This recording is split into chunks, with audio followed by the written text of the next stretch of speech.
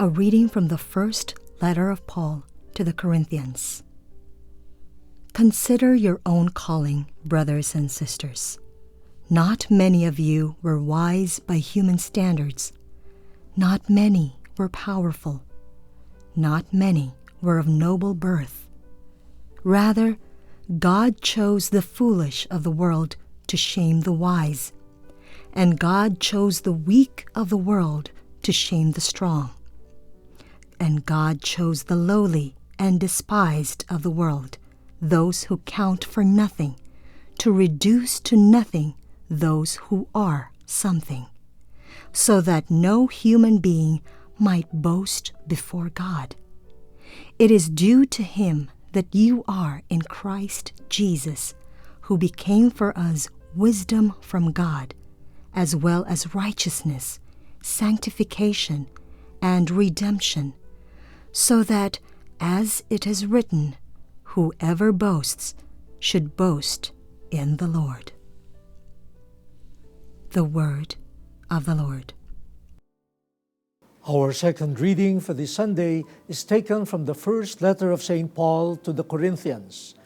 We have been reflecting on God as the one who gives us full and complete joy and happiness.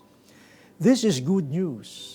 This is the good news proclaimed in the first reading by the prophet Zephaniah. A people in Jerusalem, having forgotten God, is still offered by God with peace, forgiveness. Yes, that is good news. Only God could give that. But Jerusalem must do its share. It must seek justice. It must seek humility. It must avoid doing wrong. Yes, God gives joy and peace, but we need to take the path that is pleasing to God also.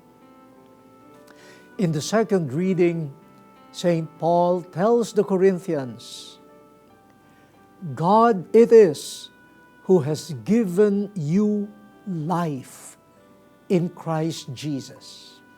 A variation of the theme we have been reflecting on. Jesus, through Jesus and in Jesus, God gives us life, true life, peace, joy, well-being. It comes from God, and it comes from God in and through Jesus Christ.